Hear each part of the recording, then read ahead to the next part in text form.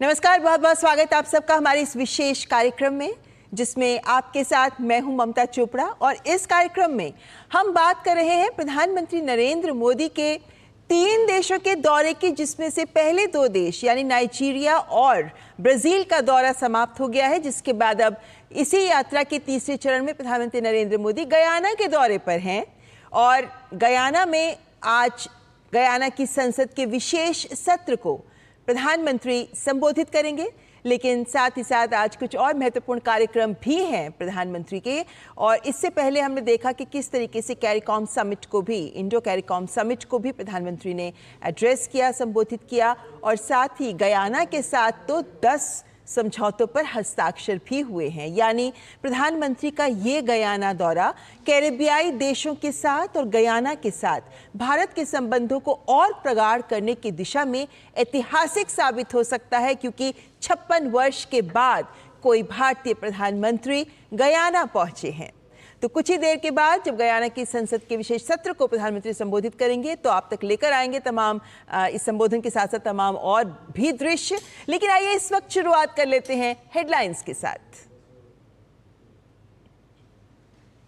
प्रधानमंत्री नरेंद्र मोदी अब से थोड़ी देर में गयाना की संसद को करेंगे संबोधित। 14वीं बार विदेशी संसद में भाषण के साथ रचेंगे इतिहास। भारतीय समुदाय से भी करेंगे मुलाकात।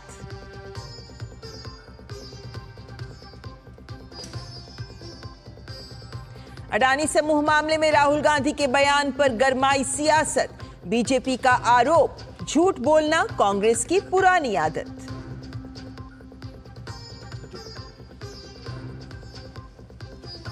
वक्फ संशोधन बिल 2024 पर संयुक्त संसदीय समिति की बैठक में अल्पसंख्यक मंत्रालय की ओर से रखी गई राय। जेपीसी अध्यक्ष जगदंबिका पाल ने कहा, समिति समय से सौंपेगी अपनी रिपोर्ट।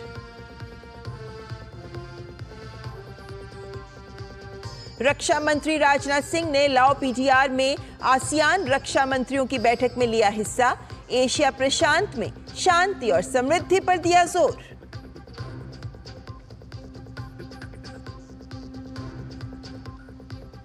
बॉर्डर गावस्कर ट्रॉफी के पहले मुकाबले के लिए तैयार पर्थ का मैदान। युवा जोश के साथ इतिहास रचने के लिए बेताब टीम इंडिया।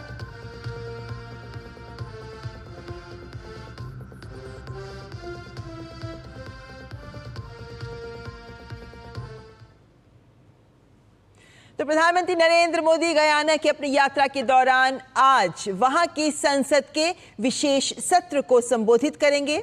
और प्रधानमंत्री का ये संबोधन देश के वैश्विक कूटनीतिक संपर्क में एक और महत्वपूर्ण क्षण होगा। 14वीं बार प्रधानमंत्री विदेश की किसी संसद को संबोधित करेंगे और इन मायनों में प्रधानमंत्री का ये संबोधन बहुत महत्वपूर्ण रहेगा। प्रधानमंत्री को विदेशी संसदों को सबसे अधिक बार संबोधित करने वाले भारतीय प्रधानमंत्री होने का भी गौरव प्राप्त है। विदेशी संसदों में दिए गए उनके संबोधन पूर्व प्रधानमंत्री मनमोहन सिंह की ओर से दिए गए 7 संबोधनों से 2 गुने हैं। इंदिरा गांधी ने विदेशी विधानमंडलों को 4 बार संबोधित किया था, जबकि जवाहरलाल नेहरू ने 3 बार। तो प्रधानमंत्री जब आज गयाना की संसद के विशेष सत्र को संबोधित करेंगे तो इससे ऐतिहासिक माना जा सकता है। और अगर हम पूर्व प्रधानमंत्रियों की बात करें तो राजीव गांधी और अटल बिहारी वाजपेयी ने 2-2 बार ऐसे भाषण दिए, जबकि मोरारजी देसाई और पीवी नरसिम्हा राव जैसे अन्य लोगों ने केवल 1 बार संबोधित किया। पिछले कुछ वर्षों में प्रधानमंत्री मोदी ने अमेरिका से लेकर यूरोप, अफ्रीका, ऑस्ट्रेलिया, एशिया तक दुनिया भर के विधानमंडलों में भाषण दिए हैं। महाद्वीपों से परे उनके संबोधन वैश्विक मंच पर भारत के बढ़ते प्रभाव का प्रमाण है। अमेरिकी कांग्रेस के संयुक्त सत्र को प्रधानमंत्री 2 बार साल 2016 और 2023 में संबोधित कर चुके हैं। तो अमेरिकी की संसद को, कांग्रेस के संयुक्त सत्र को प्रधानमंत्री 2 बार संबोधित कर चुके हैं। और साल 2014 में प्रधानमंत्री ने ऑस्ट्रेलिया और फिजी की संसदों को भी संबोधित किया। साल 2015 की बात करें तो प्रधानमंत्री ने ब्रिटिश संसद को संबोधित किया था। और अफ्रीका की बात करें तो प्रधानमंत्री मोदी ने 2015 में मॉरिशस की नेशनल असेंबली और इसके अलावा साल 2018 में युगांडा की संसद को भी संबोधित किया था। और अगर एशिया की बात करें तो यहां प्रधानमंत्री ने 2014 में भूटान की संसद को और साथ ही नेपाल संविधान सभा के भी संयुक्त सत्र को संबोधित किया। 2015 में श्रीलंका, मंगोलिया और अफगानिस्तान की संसदों को, और 2019 की बात करें तो यहां मालदीव की संसद को भी प्रधानमंत्री ने संबोधित किया था। तो अब जब प्रधानमंत्री अब से कुछ ही देर में गयाना की संसद के संयुक्त विशेष सत्र को संबोधित करेंगे तो ये किसी विदेशी संसद के संबोधन का ये उनका 14वां संस्करण होगा। तो प्रधानमंत्री के द्वारा गयाना की संसद के विशेष सत्र को संबोधित किया जाना भारत के लिए भी मान सम्मान का विषय है। जहां एक और हमारे देश के प्रधानमंत्री को यह सम्मान मिल रहा है, तो वहीं ये सम्मान प्रधानमंत्री नरेंद्र मोदी के शब्दों में कहें तो भारत के 140 करोड़ भारतवासियों को मिल रहा है ये सम्मान। और प्रधानमंत्री का गयाना की संसद को संबोधित करना ये भी दिखाता है कि एक नेता के तौर पर उनका नेतृत्व और उनकी क्षमता को भी प्रदर्शित करता है ये अवसर। और वहीं इससे पहले प्रधानमंत्री नरेंद्र मोदी को डोमिनिका की ओर से देश का सर्वोच्च राष्ट्रीय पुरस्कार Dominica award of the honour भी दिया गया। प्रधानमंत्री ने इस सम्मान को 140 करोड़ भारतीयों को समर्पित किया। इसके साथ ही डोमिनिका के अलावा गयाना की ओर से भी प्रधानमंत्री को द ऑर्डर ऑफ एक्सीलेंस प्रदान किया गया है और बारबाडोस भी उन्हें honorary order of freedom of Barbados से सम्मानित करेगा। तो प्रधानमंत्री नरेंद्र मोदी को विदेशों से मिल रहे हैं अंतर्राष्ट्रीय सम्मान।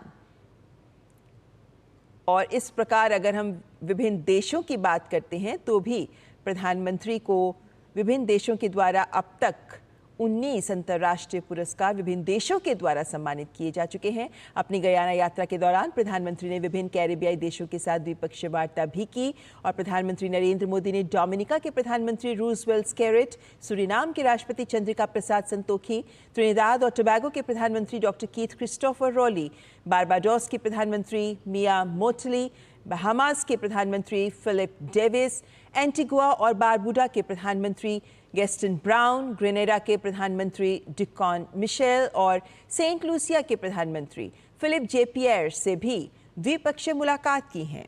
तो गयाना में अपने दौरे के दौरान विभिन्न कैरेबियाई देशों के राष्ट्र प्रमुखों के साथ प्रधानमंत्री की बैठकें हुई हैं और इन सब बैठकों के साथ ही इन देशों के साथ भारत के संबंध और प्रगाढ़ होंगे, इस बात की भी उम्मीद जताई जा रही है। विभिन्न कैरेबियाई देश भी भारत के साथ और भारत के विश्व में बढ़ते कद को देखते हुए भी उनके साथ हाथ मिलाकर आगे बढ़ने को उत्साहित नजर आए हैं।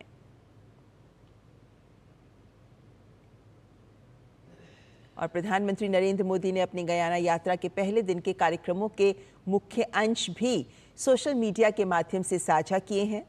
प्लेटफॉर्म एक्स पर वीडियो साझा करते हुए प्रधानमंत्री ने लिखा कि मुझे विश्वास है कि आने वाले समय में कैरेबियाई देशों के साथ भारत के संबंध और भी मजबूत होंगे।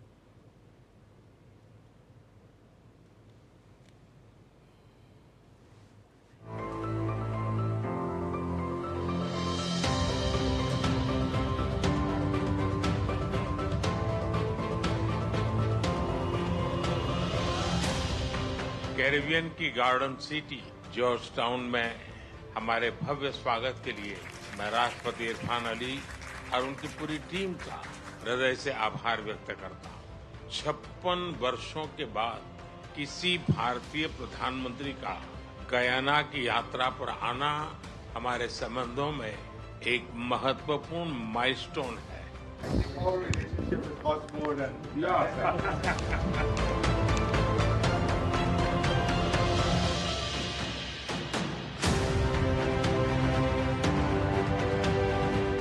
आज की बैठक में हमने हमारे सहयोग को मजबूत करने के लिए कई नए इनिशिएटिव्स की पहचान की है। हमारे आपसी व्यापार और आर्थिक सहयोग को बढ़ाने के लिए हम निरंतर प्रयास करते रहेंगे।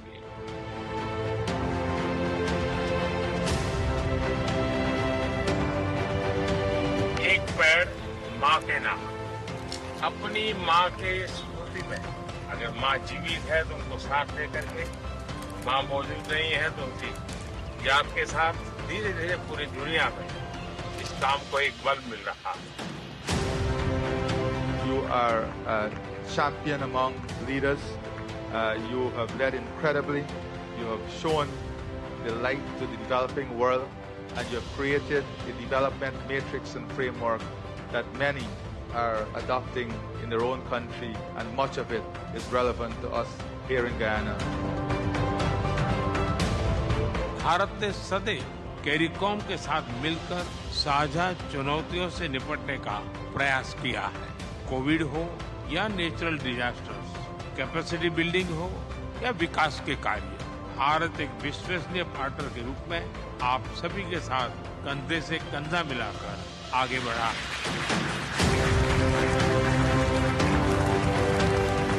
ये सम्मान केवल मेरा नहीं, बल्कि भारत के 140 करोड़ लोगों का, उनके पुरुषार्थ का, उनके संस्कार का, उनकी परंपरा का यह सम्मान है।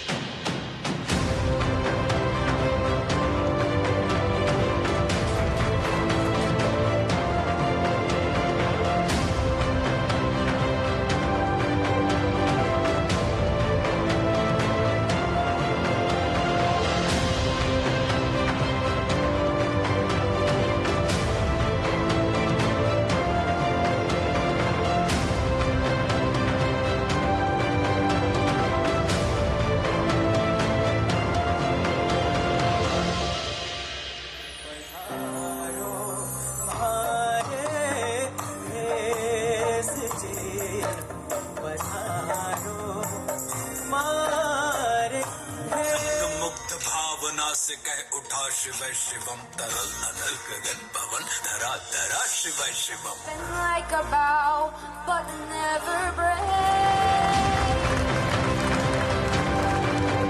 यह सम्मान केवल मेरा ही नहीं, बल्कि भारत के 140 करोड़ लोगों का सम्मान है। यह हमारे संबंधों के प्रति आपकी गहरी प्रतिबद्धता का सजीव प्रमाण है।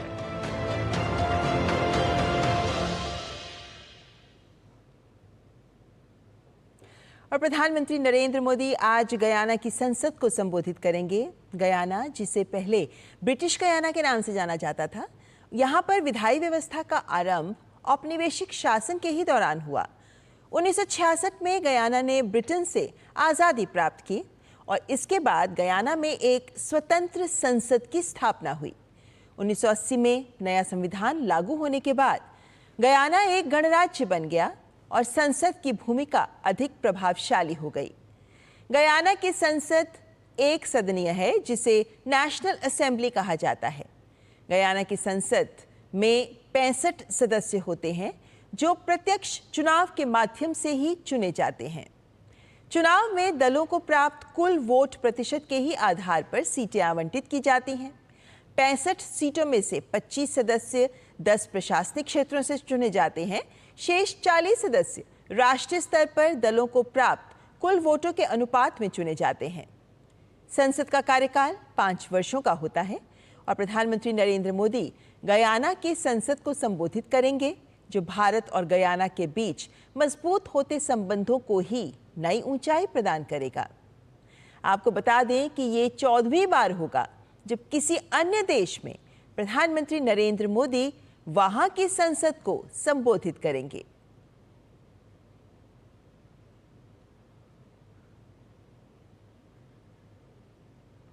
तो प्रधानमंत्री गयाना की संसद को संबोधित करेंगे और इस बात पर चर्चा करने के लिए हमारे साथ कुछ विशेष मेहमान भी जुड़ेंगे, लेकिन उससे पहले यहाँ एक ब्रेक के लिए रुकेंगे।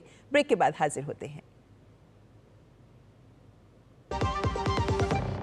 खुद को पैम्पर करिए MDH बादाम रोगन के साथ, जो आपको संवारे, निखारे और नरिश करे। चमके चमके हाँ, दमके दमके, त्वचा में समाए, हाइड्रेट करे, हर उम्र की त्वचा का पोषण करे। You deserve the purity.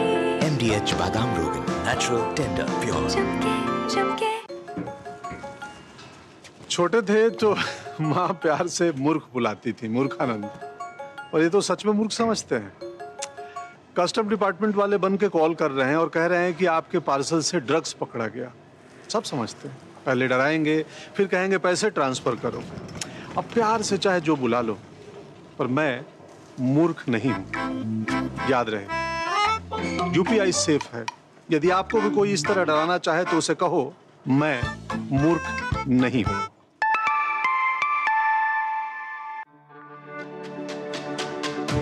मेरी पसंद, मेरी पसंद, मेरी पसंद, मेरी पसंद, हमारी पसंद। हम सबकी पसंद। मजबूत देश का मजबूत सरिया हो गया स्टील। अरे वाह, लेजेंड की बैट। इससे तो मैं खेलूंगा। Future batting legend bat. इसमें जिसका नाम लिखा है बैट उसी को मिलेगी। अरे यार, देखा, अगर इस पे मेरा नाम नहीं लिखा होता तो कितनी दिक्कत हो जाती। इसलिए आरबीआई कहता है बैंक अकाउंट हो या बैंक लॉकर, उसमें नॉमिनी का नाम जरूर दर्ज करें ताकि आपकी जमा पूंजी उसी को मिले जिसे आपने नामित किया है। आरबीआई कहता है जानकार बनिए, सतर्क रहिए। NTPC Green Energy Limited, a wholly owned subsidiary of NTPC Limited, a Maharatna CPSE, strategically focused on developing a portfolio of utility-scale renewable energy projects, launches an initial public offering of equity shares of face value of ₹10 each through the book building process with a price band of ₹102 to ₹108 per equity share. Bid issue opens Tuesday, November 19th. Closes on Friday, November 22nd, 2024. For risk factors and more details, please refer to the RHB available on the websites of SEBI, BRLMs, stock exchanges and the company. MDH की देगी मीरज, देगी मिर्च का तड़का, अंग अंग फड़का। MDH की देगी मीरज। और ब्रेक के बाद आपका स्वागत। हम लगातार बात कर रहे हैं प्रधानमंत्री नरेंद्र मोदी के गयाना दौरे की, और अब से कुछ ही देर में प्रधानमंत्री गयाना के संसद के विशेष सत्र को संबोधित करेंगे। हमारे साथ चर्चा के लिए जुड़ रहे हैं विशेष मेहमान, परिचय करवा देते हैं। हमारे साथ जुड़े हैं प्रभुदयाल जी, जो पूर्व वरिष्ठ राजनयिक हैं। साथ ही हमारे साथ जुड़ी हैं professor Anshu Joshi, school of international studies GNU से। आपका भी बहुत बहुत स्वागत करते हैं। प्रोफेसर जोशी, सबसे पहले, चूंकि प्रधानमंत्री के इस दौरे पर सबकी बहुत करीबी नजर रही है, क्योंकि एक और नाइजीरिया और गयाना जैसे छोटे देश, तो वहीं दूसरी ओर G20 में भी प्रधानमंत्री ने शिरकत की है, और ब्राज़ील जाकर प्रधानमंत्री ने कई देशों के साथ के राष्ट्राध्यक्षों के साथ बैठकें भी की हैं। तो बहुत पहलू जुड़े रहे हैं इसके साथ। अब चूंकि यात्रा का आखिरी पड़ाव है, गयाना में है प्रधानमंत्री, तो सबसे पहले भारत गयाना के रिश्तों को लेकर लोग ज़्यादा नहीं जानते हैं, क्योंकि ये एक सुदूर कैरेबियाई देश है, उसकी वजह से भी, और तमाम अन्य कारण तो हैं। लेकिन अब प्रधानमंत्री नरेंद्र मोदी जब 56 वर्षों के बाद भारत के प्रधानमंत्री वहां पहुंचे हैं, क्या लगता है आपको, किन मायनों में भारत के कैरेबियाई देशों के साथ रिश्तों को भी नए आयाम देते नजर आ रहे हैं? क्योंकि हम जानते हैं कि भारत कैरिकॉम समिट हो चुका है, और गयाना और भारत के बीच में द्विपक्षीय बैठकें भी हो चुकी हैं, 10 MOUs पर भी हस्ताक्षर हो चुके हैं। तो इस सवाल का एक सटीक जवाब जरूर आपसे पहले लेना चाहूंगी, क्या कुछ बदला है दोनों देशों के रिश्तों में? आपने बहुत महत्वपूर्ण प्रश्न पूछा ममता जी। सबसे पहली बात तो हम गयाना को एक स्टैंड अलोन देश की तरह ना देखते हुए पूरे इस कैरेबियन क्षेत्र की ओर नजर डालें, और भारत के बहुत घनिष्ठ सांस्कृतिक संबंध रहे हैं। हम जानते हैं कि तमाम जो कैरेबियाई द्वीपीय देश हैं, यहाँ पर एक बड़ी संख्या में भारत के लोग जाकर के आप्रवासी हुए और वहां पर रह रहे हैं, और इन देशों का एक बहुत ही महत्वपूर्ण स्ट्रेटेजिक महत्व भी है। यदि हम इस कैरेबियाई क्षेत्र को देखें, समुद्र को देखें, तो जो ग्लोबल मरीन इकोनॉमी है उसमें इसका लगभग 17% है। और ये जो तमाम देश हैं, ये जब हम वैश्विक राजनीति के पटल पर देखते हैं तो कहीं पीछे छूटे हुए नजर आते हैं। छोटे छोटे देश हैं, द्वीपीय देश हैं, पर यही भारत का कहना है। पिछले वर्ष हमने G20 के मंच से कहा था, और माननीय प्रधानमंत्री लगभग हर मंच से इस बात को कह रहे हैं कि सभी का साथ, सभी का विकास, चाहे बड़ा देश हो या छोटा देश हो, वैश्विक सुरक्षा, वैश्विक भलाई की भावना के साथ उद्देश्यों को लेते हुए सभी देशों को साथ में लेकर के भारत चलने का प्रयास कर रहा है। तो हमने ब्राजील में भी मोदी जी का भारत का जलवा देखा, और अब लौटते में नाइजीरिया में उन्होंने महत्वपूर्ण समझौतों पर हस्ताक्षर किए और अब हम देखने जा रहे हैं कि 14वीं बार वो विश्व के किसी देश की संसद को संबोधित करने वाले हैं, गयाना की संसद को संबोधित करेंगे। और भारत गयाना संबंधों की ओर देखें तो बड़ी महत्वपूर्ण घोषणाएं हमने देखी, 10 से अधिक समझौतों पर हस्ताक्षर हुए हैं। और ऊर्जा सुरक्षा के क्षेत्र में भारत और गयाना के संबंधों को यदि मैं देखूं तो आगे भविष्य बहुत उज्जवल दिखाई पड़ रहा है। इसके अलावा ऑयल एंड गैस, हाइड्रोकार्बन का क्षेत्र है, तकनीक का क्षेत्र है, इसको लेकर के मोदी जी और गयाना के जो राष्ट्राध्यक्ष हैं उनके बीच का जो सामंजस्य है और आगे रिश्तों को ले जाने की जो एक गर्माहट है वो हमें साफ दिखाई पड़ती है। इसके साथ ही मैं यदि सांस्कृतिक संबंधों की बात करूं तो पीपल टू पीपल कनेक्ट को और सुदृढ़ करने के लिए टूरिज्म के क्षेत्र में काफी कुछ किया जा सकता है। तो मुझे लगता है कि जो बात हमने G20 के मंच से की थी कि विकसित देशों से सहायता लेते हुए, विकासशील देशों को साथ में लेते हुए, अविकसित देशों की भलाई की सोचते हुए हमें आगे बढ़ना है। तो अब जो ये यात्रा का आखिरी पड़ाव है 3 देशों की यात्रा का मोदी जी का, मुझे यहाँ पर वही स्पष्ट रूप से दिखाई पड़ रहा है। कुछ देर में संसद को संबोधित करेंगे तो मुझे लगता है महत्वपूर्ण बिंदु हमारे सामने आएंगे। बिल्कुल ठीक। और इस वक्त प्रभु दयाल जी भी हमारे साथ जुड़े हुए हैं। प्रभु दयाल जी, आपको एक राजनयिक के तौर पर लंबा अनुभव रहा है और ऐसे में जब भारत के प्रधानमंत्री गयाना की संसद को संबोधित कर रहे हैं तो इसको अगर हम डिप्लोमेटिक आउटरीच के माध्यम से समझना चाहें तो क्या मायने होते हैं इस तरह के संबोधन के जब दूसरे देश की संसद में अपना संबोधन प्रस्तुत करने का अवसर मिलता है? देखिए, मेरे विचार में इसका बहुत महत्व है। ये कोई मामूली बात नहीं है कि हमारे प्रधानमंत्री आज 14वीं बार किसी विदेशी पार्लियामेंट को एड्रेस करने जा रहे हैं। ऐसा सम्मान भारत के किसी प्राइम मिनिस्टर को तो कभी मिला ही नहीं, इतना ज्यादा एड्रेस करने का। डॉक्टर मनमोहन सिंह ने 7 बार किया था। लेकिन मेरे विचार में अन्य देशों के भी जो लीडर्स हैं उनको इस तरह का सम्मान नहीं मिलता, इस तरह का मौका नहीं मिलता। तो इससे ये बात स्पष्ट होती है कि हमारे प्रधानमंत्री का दुनिया में कितना ज्यादा आदर किया जा रहा है। और जैसा प्रधानमंत्री ने खुद कहा कि अगर उनको किसी सम्मान से नवाजा जाता है तो ये पूरे भारत के लिए है, भारत के लोगों के लिए। हम सबको गर्व है कि हमारे प्रधानमंत्री को इतना आदर सम्मान दिया जा रहा है। अब आपने एक बड़ा अच्छा सवाल पूछा था अपने पहले इंट्रोडक्टरी रिमार्क्स। आपने कहा था कि किस वजह से अब 56 साल के बाद कोई भारत का प्रधानमंत्री जा रहा है। क्या ये इस वजह से है कि वो बहुत दूर है वो देश? देखिए, ये दूरी तो नहीं रहनी चाहिए थी, क्योंकि गयाना में जो वहां की आबादी है उसके 40% लोग भारतीय मूल के हैं। तो अहमियत तो गयाना की हमारे लिए हमेशा से है।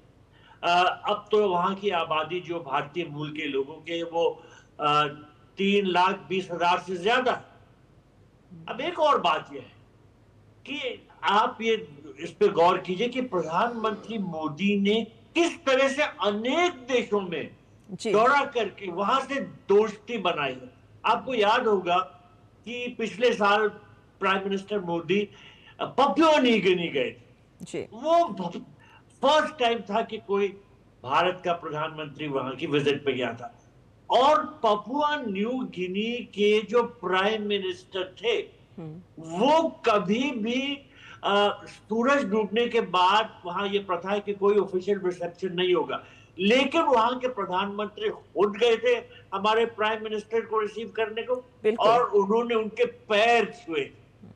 तो आप समझ सकते हैं कितनी ज्यादा इज्जत। तो अभी ये जो गयाना में भी वहां के जो प्रेसिडेंट है इरफान अली साहब, उन्होंने ये कहा कि प्रधानमंत्री मोदी जो हैं वो चैंपियन अमंग लीडर्स हैं, जितने लीडर्स उनमें चैंपियन है और उनकी जो लीडरशिप है उसकी उन्होंने बहुत सराहना। बिल्कुल ठीक कह रहे हैं प्रभु दयाल जी आप। और जाहिर है कि जब हमारे देश के प्रधानमंत्री विदेश की संसद में कहीं भी संबोधित करते हैं तो वो सम्मान भारत का भी सम्मान है, लेकिन इसके और भी गहरे निहितार्थ हैं जिस पर हम वापस आएंगे। लेकिन फिलहाल यहाँ पर एक ब्रेक के लिए रुकते हैं। मेहमानों से अनुरोध करूंगे अब बने रहिए हमारे साथ, हाजिर होते हैं इस ब्रेक के बाद।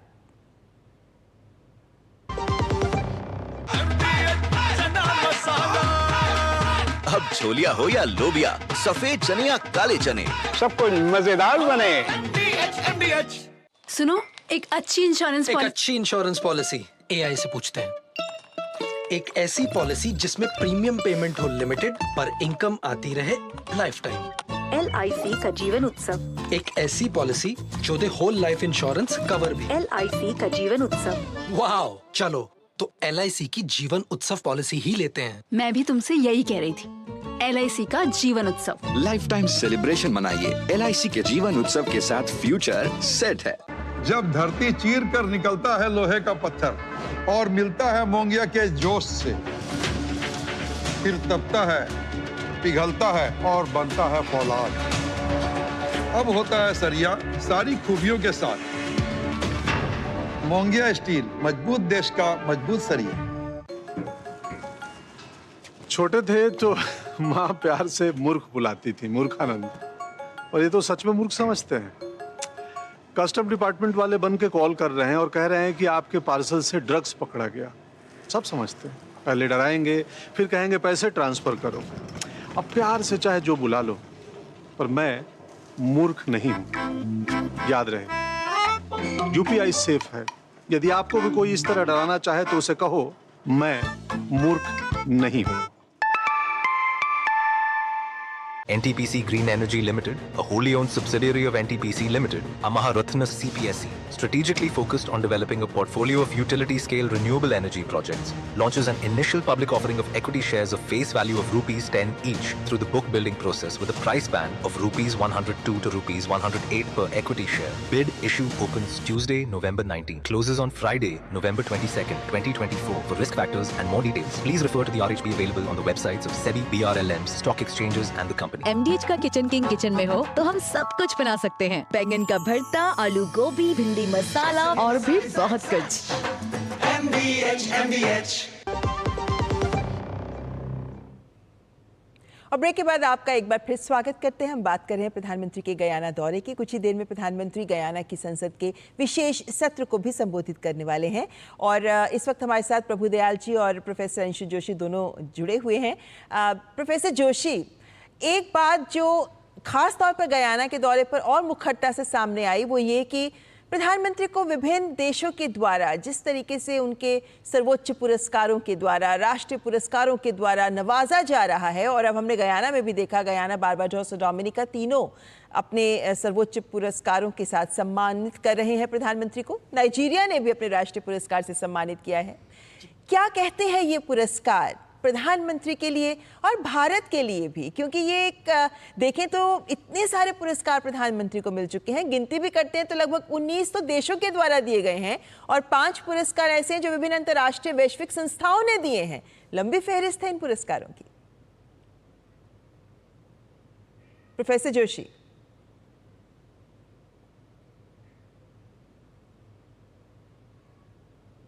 प्रोफेसर जोशी, आपको मेरी आवाज आ रही है? जी, अब मुझे आपकी आवाज साफ सुनाई दे रही है। जी।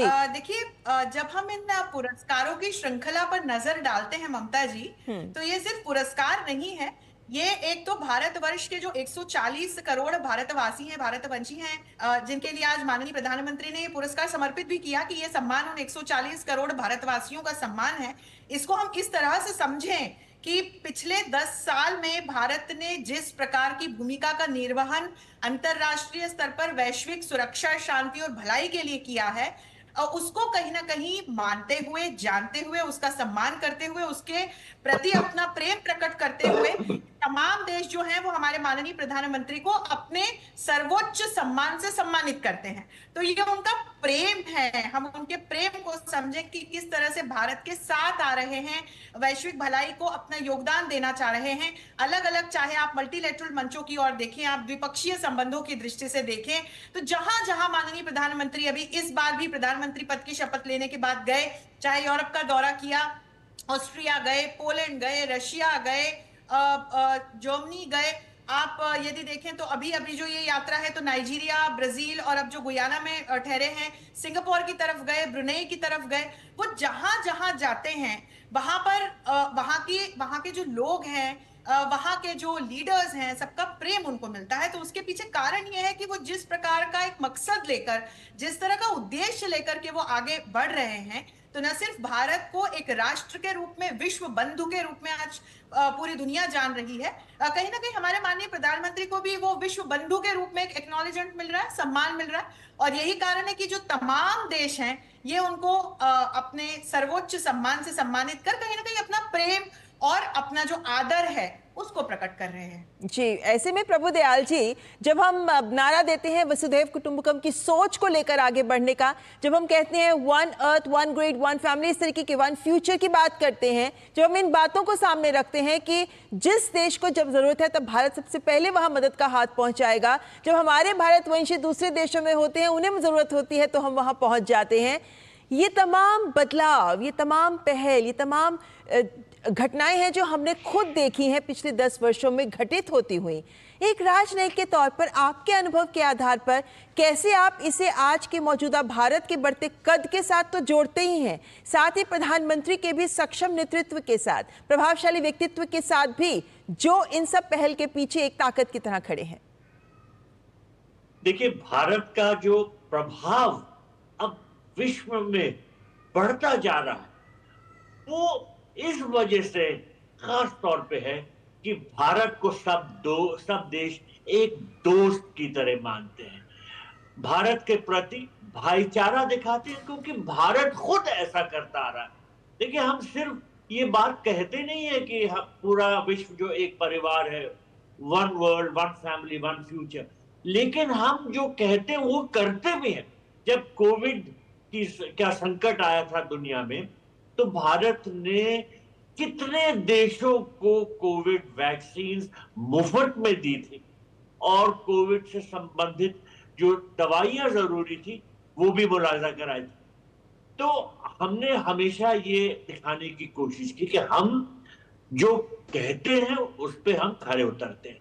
अब देखिए, ग्लोबल साउथ की लीडरशिप की बात होती है, वो किस वजह से? क्योंकि ग्लोबल साउथ के जो देश हैं वो पिछड़े हुए हैं और प्रधानमंत्री मोदी जी ऐसे देशों की समस्याओं को दुनिया के सामने लाने की कोशिश करते हैं ताकि ऐसी समस्याओं को हल किया जा सके। अब G20 की बात हो रही थी। G20 में बड़े बड़े देश थे, जो बड़ी इकोनॉमीज थी, लेकिन अफ्रीका के देश उसमें ठीक से रिप्रेजेंटेड नहीं थे। साउथ अफ्रीका था बस।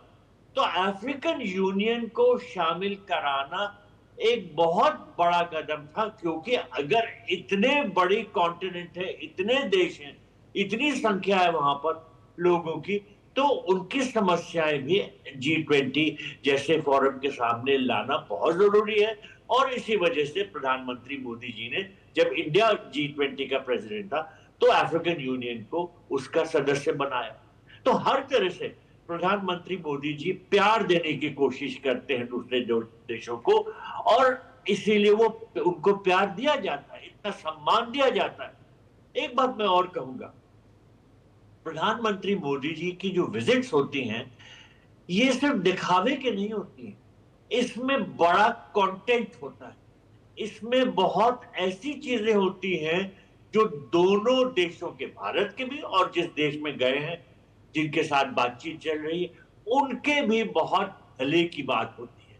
अब जैसे 10 एग्रीमेंट्स हुए हैं अभी गयाना के साथ, ये सब बहुत महत्वपूर्ण है। इन सब में जो क्षेत्रों पे बात हुई है, जैसे hydrocarbon, agriculture, health care, medicine, digital payment systems, digital transformation, ये सब ऐसी चीजें हैं जिनसे हमें थोड़ा बहुत फायदा होगा, लेकिन गयाना को बहुत फायदा होगा, क्योंकि भारत टेक्नोलॉजिकली बहुत एडवांस्ड कंट्री है। तो हम ये कोशिश करते हैं प्रधानमंत्री मोदी जी के ये जो नेतृत्व में, कि भारत जो है दूसरे देशों के साथ एक मित्रता बढ़ाए, उनकी सहायता कर सके, और इसी वजह से हमारे प्रधानमंत्री को इतना इज्जत से नवाजा जाता है। जी बिल्कुल, और जिस तरीके का सम्मान प्रधानमंत्री को विभिन्न देशों में इन पुरस्कारों के माध्यम से मिलता रहा है, वो सम्मान भारत का भी सम्मान है। और जब भारतवंशी विभिन्न देशों में जाकर रहते हैं, वहाँ के विकास में भी योगदान देते हैं प्रोफेसर जोशी, तो भारत की ही छवि को और मजबूत करते नजर आते हैं। और जब हम गयाना जैसे देश की बात करें तो यहाँ तो 40% भारतवंशी ही रहते हैं और ये भारतवंशी स्वास्थ्य, शिक्षा जैसे क्षेत्र में बहुत महत्वपूर्ण योगदान देते नजर आ रहे हैं। अगर हम MOUs पर नजर डालते हैं और तमाम अगर वक्तव्यों पर भी नजर डालते हैं तो पाते हैं कि प्रधानमंत्री ने जैसे उदाहरण के तौर पर कहा कि जन कल्याण के लिए हम इस डिजिटल तकनीक को गयाना के साथ साझा करने के लिए तैयार हैं और हम करेंगे, आगे बढ़कर करेंगे। ये जो शब्द, ऐसे शब्द जब सामने आते हैं वो इस बात की महत्ता को भी रेखांकित करते हैं कि जन कल्याण सबका होना चाहिए। प्रधानमंत्री का संसद में जो संबोधन अब से कुछ ही देर में शुरू होने वाला है, ये भी अपेक्षा की जा सकती है कि इसी कुछ पंक्तियों के साथ प्रधानमंत्री संबोधन में भी अपने पक्ष को रखेंगे, अपने विचारों को रखेंगे भारत और गयाना के बढ़ते संबंध। मुझे लगता है बिल्कुल वो बहुजन हिताय बहुजन सुखाय और अंत्योदय की भावना के साथ हम कैसे मानव कल्याण को सुनिश्चित कर सकते हैं, हम कैसे अपना योगदान विश्व को दे सकते हैं। और चाहे फिर हम गयाना जैसे देश की ओर देखें, गयाना के अलावा जो दूसरे कैरेबियाई द्वीपीय देश हैं उनकी ओर देखें, तो फिर हम ये इस प्रकार के संबोधन की उम्मीद कर सकते हैं जिसमें हमारे माननीय प्रधानमंत्री भारत ने किस प्रकार से सफलतापूर्वक कैसे एक स्ट्रेटेजिक कोलैबोरेशन ऐसे छोटे छोटे देशों के साथ भी जिनका अपना एक महत्व है उनके साथ कहीं ना कहीं विकसित किया है। और आज उदाहरण स्वरूप हम ले तो जो इन समझौतों पर हस्ताक्षर हुए हैं उनमें एक बड़ा ही महत्वपूर्ण समझौता UPI को लेकर के भी है। तो जो ये डिजिटल पेमेंट सिस्टम है उसको लेकर के गुयाना के साथ बहुत बड़ा समझौता हुआ है और इसके माध्यम से निश्चित तौर पर भारत जिस प्रकार से वैश्विक स्तर पर मुद्रा को लचीला बनाने के लिए, इस पूरी व्यवस्था को लचीला बनाने के लिए कार्यरत है, तो उससे अब गुयाना भी जुड़ जाएगा। मुझे लगता है इसके अलावा इनोवेटिव टेक्नोलॉजीज को लेकर और विज्ञान और तकनीकी का हम किस तरह से जो आने वाली जनरेशन है उसके विकास के लिए, उसकी भलाई के लिए उपयोग कर सकते हैं, कैसे इसके माध्यम से हम द्विपक्षीय ही नहीं बहुपक्षीय आर्थिक जो विकास है उसको हम सुनिश्चित कर सकते हैं, शिक्षा के क्षेत्र में हम किस प्रकार से साथ में आगे बढ़ सकते हैं। तो मुझे लगता है कि इन सारी बातों को लेकर के माननीय प्रधानमंत्री अपना संबोधन रख सकते हैं। पर आपने बहुत अच्छी बात बोली ममता जी, एक जन कल्याण और विश्व कल्याण की दृष्टि हमेशा भारत के दर्शन में रहती है और मुझे लगता है उसी दर्शन के साथ आज हमारे माननीय प्रधानमंत्री अपने वक्तव्य की शुरुआत करें। जी जी बिल्कुल प्रभुदयाल जी, यहाँ पर एक बड़ी बात ये भी आ जाती है कि जब भारत बात करता है जन कल्याण की, जब भारत बात करता है विश्व कल्याण की, तो वो एक विन विन सिचुएशन के साथ भारत आगे बढ़ता है। इस सवाल पर मैं वापस आऊंगी लेकिन उससे पहले एक ब्रेक के लिए रुकना चाहेंगे और ब्रेक के बाद हाजिर होते हैं कुछ और सवालों के साथ। बढ़िया है, क्यों है? प्राकृतिक हल्दी, मिर्ची, धनिया नहीं, मिर्ची, धनिया, हल्दी, MDH।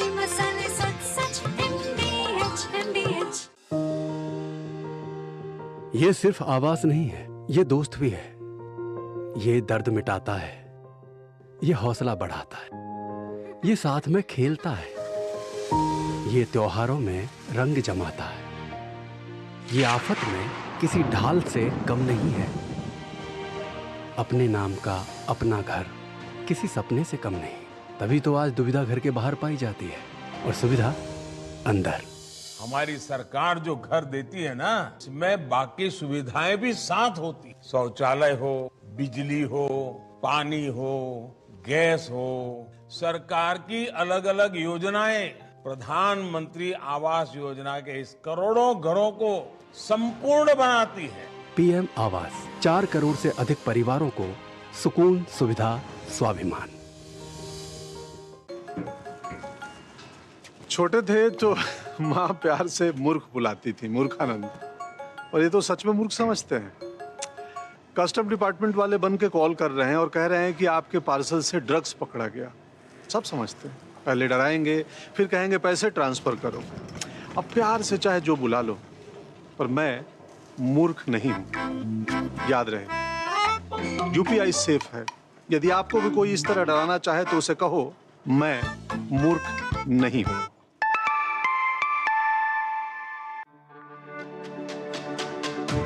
मेरी पसंद, मेरी पसंद, मेरी पसंद, मेरी पसंद, हमारी पसंद। हम सब की पसंद। मजबूत देश का मजबूत सरिया मोंगिया स्टील। गोल्डी मसाले के 100 ग्राम के स्पेशल पैक्स में फ्रेशनेस लॉक है। ऐसे गोल्डी मसाले जहां जाएं रिश्ते बनाएं।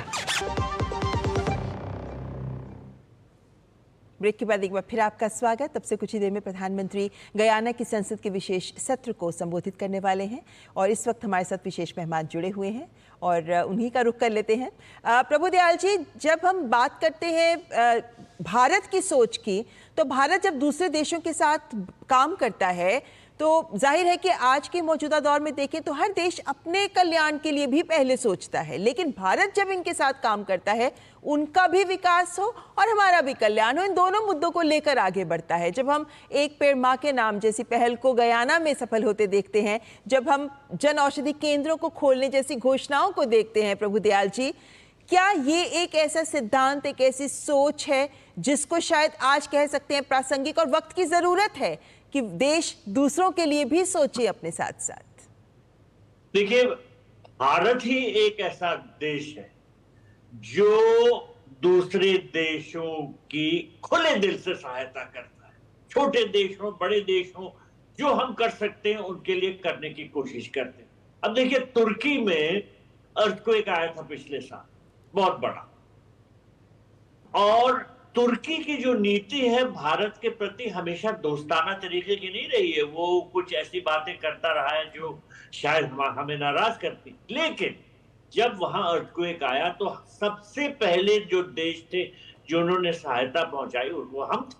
भारत ने बहुत पहले वहां सहायता पहुंचाई और ये कहा कि हमारा विश्वास है वसुधैव कुटुंबकम का में, और जो वहां के लोग हैं उन पे इस वक्त मुश्किल आई है, हम सहायता करें।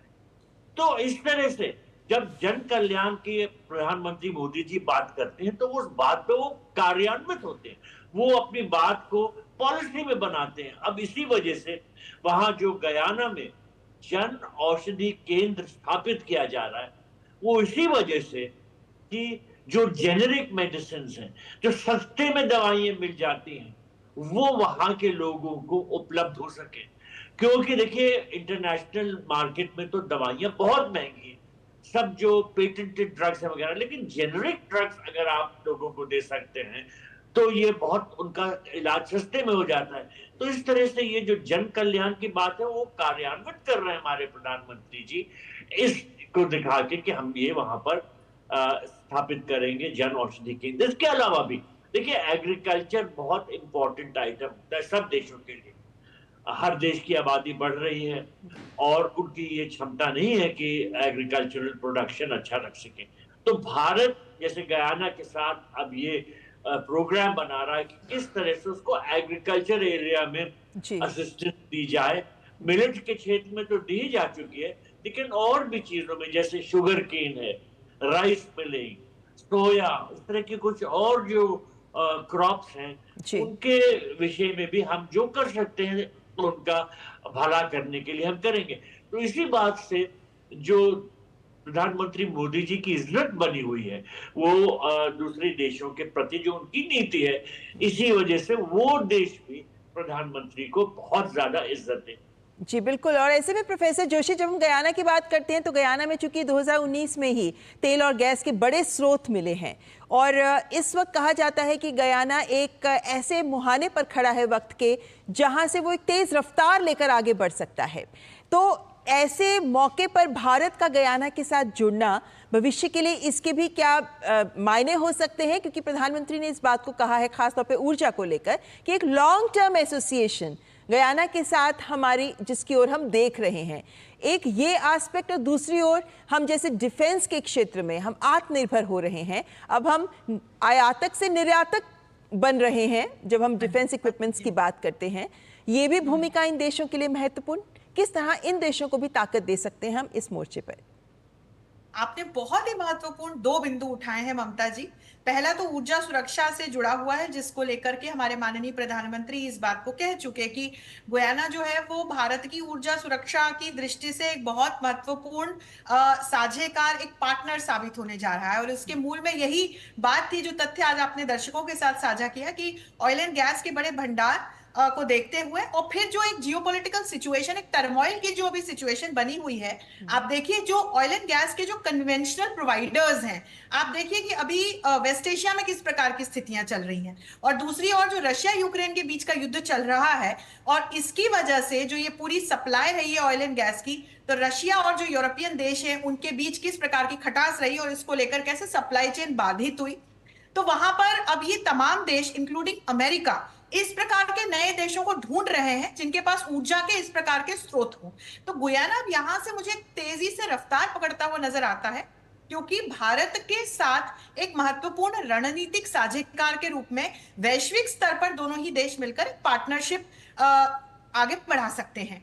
और फिर एक दूसरा जो बहुत ही महत्वपूर्ण बिंदु है वो रक्षा के क्षेत्र से आता है, क्योंकि आपने बिल्कुल सही बात कही कि भारत पिछले कुछ वर्षों तक रक्षा के क्षेत्र में विश्व के एक प्रमुख आयातक देश के रूप में जाना जाता था, लेकिन जिस तरह से हमारे डीआरडीओ और हमारे जो बाकी के एक इनोवेटिव इकोसिस्टम को बढ़ावा देते हुए, चाहे हमारा मंत्रालय हो, जिस तरह से हम आगे बढ़े, तो आज हम रक्षा के क्षेत्र में एक निर्यातक देश बने हैं।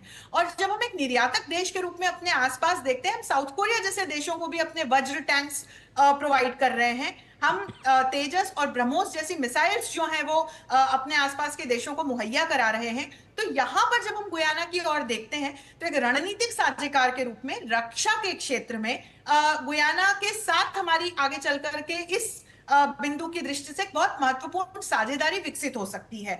तो निश्चित तौर पर ये बड़े ही दो प्रमुख ऐसे बिंदु हैं जिनको लेकर के एक स्ट्रेटेजिक कोलैबोरेशन की और स्ट्रेटेजिक पार्टनरशिप की जो बात हम गुयाना के साथ कर रहे हैं वो यहां से हमें होती हुई दिखाई पड़ती है, क्योंकि एक छोटा द्वीपीय देश है, लेकिन जैसे कि मैंने कहा कि इस वैश्विक राजनीति में किसी भी देश की भौगोलिक सीमा कितनी है से ज्यादा वो कहां पर स्थित है, उसके पास किस प्रकार के भंडार हैं, किस तरह से वो वैश्विक राजनीति में अपना एक योगदान दे सकता है, इस पर उस देश का महत्व कहीं ना कहीं निर्भर करता है। जी प्रभुदयाल जी, जब गयाना की बात करें और भारत, तो दोनों के बीच में बहुत सारे एक कह सकते हैं कि सहमति से नजर आती है मुद्दों पर, खासतौर पर जब हम जलवायु परिवर्तन जैसे मुद्दे की बात करते हैं। ये तमाम द्वीपीय देश हैं, कैरेबियाई देश, जो जलवायु परिवर्तन की वजह से जो जलस्तर बढ़ रहा है उससे सबसे ज्यादा प्रभावित हैं ये देश। इनको भी ऐसे मजबूत देशों के साथ की आवश्यकता है जो इनकी आवाज़ जलवायु परिवर्तन के मंचों पर उठा सकें, बहुपक्षीय मंचों पर भी उठा सकें।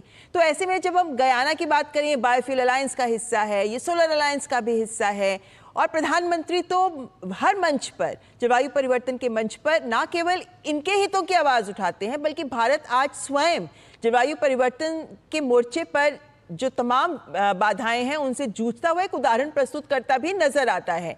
क्या ये भी एक ऐसा पहलू है जिसको लेकर ना केवल गयाना भारत बल्कि तमाम कैरेबियाई देश भी भारत के साथ एक सहमत नजर आते हैं?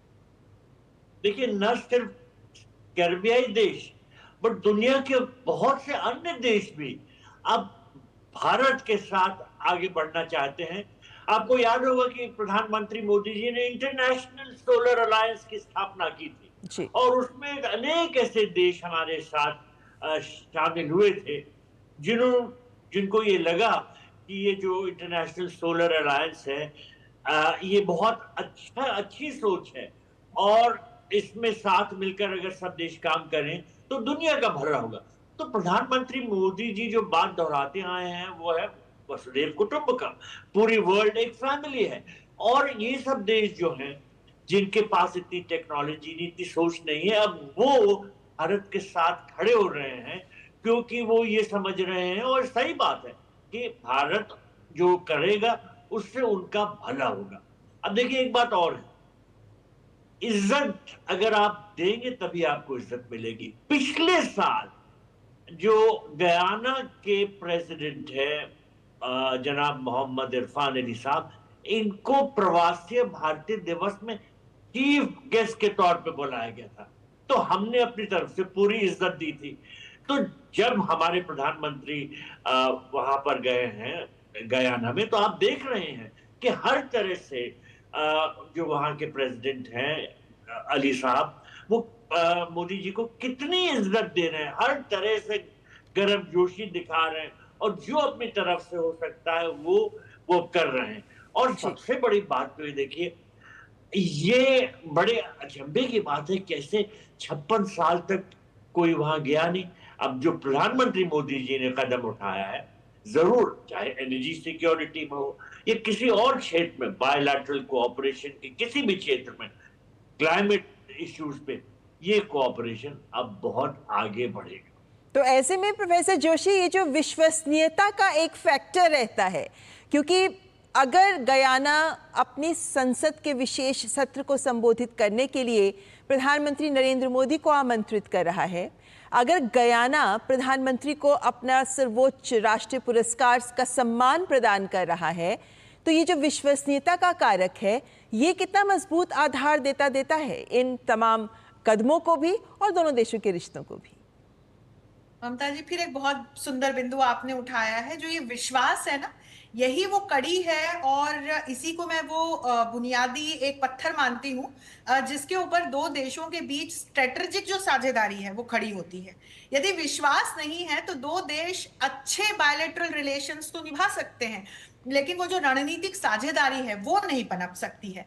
और यही कारण है कि जब भी रशिया की बात होती है तो मैं बहुत विश्वास के साथ कहती हूँ कि रशिया वो देश है जिसके साथ भारत के विश्वास के संबंध हैं, और इसीलिए चाहे अमेरिका के साथ हम एक अलग अपनी स्ट्रेटेजिक साझेदारी विकसित करें, लेकिन रशिया और भारत के जो संबंध हैं वो कभी डिगते नहीं हैं। चाहे आप इसमें अब चीन का एंगल ले आए हैं, जो भी जिस प्रकार की बदलती हुई परिस्थितियां हम देखते हैं, इतने वर्ष बीत गए पर हम इस रणनीतिक साझेदारी को बिल्कुल डिगते नहीं देखते।